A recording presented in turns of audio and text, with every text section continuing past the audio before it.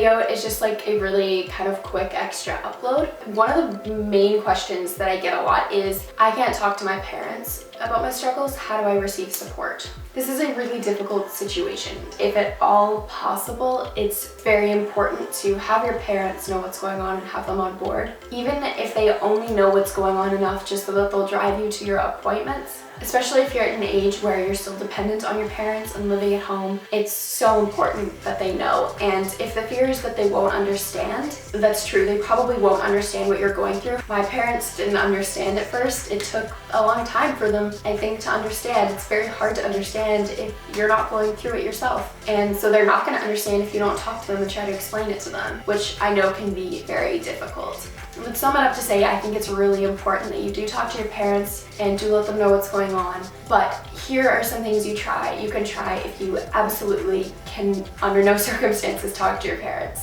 Or you're on your own, or you just can't talk to them.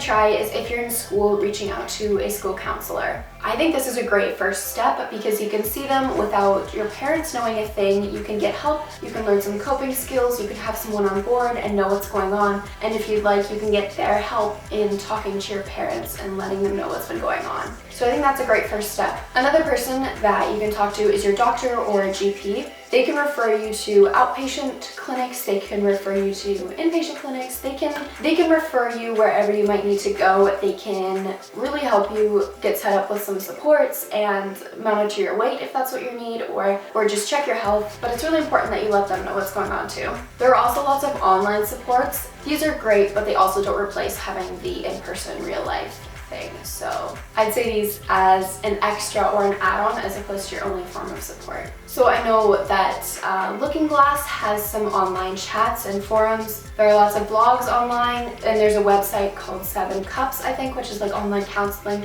I will have every resource I know of linked in the description. There are also a lot of workbooks and books you can read. I have done one called Brain Over Binge, and it was super helpful. I absolutely loved it and would highly recommend it. I know there's one called Life Without Ed. There's a lot of books. I will, again, have a list in the description. If you guys know any books or websites or anything, please leave them in the comments also. And for more online resources, there's lots of YouTube videos, there's meditations for anxiety, there's therapists who make videos, there's people like me other teenagers who make videos. There's lots of people on YouTube, there's lots of people on Instagram. I will have all my favorites in the description. Another thing is, like, for in-person supports. If you have any older siblings or family members that you're really close to that you could talk to about it, reaching out to them would be awesome. And you could try reaching out to your friends, but just remember, like, it's hard for your friends to be huge supports. Like, they can definitely help. Friends can be amazing. And if you really want to talk to your parents but just don't know how and you're super nervous to, you can try writing them a letter or an email saying that you need to talk, or briefly explaining what's going on if you can't do it in person. You can try talking to them with a support, so maybe a sibling or your counselor or your school counselor or something, or in your doctor's office. You can go for a walk in a safe environment with them and just tell them what's been going on. You can talk to like an older sibling or family member to get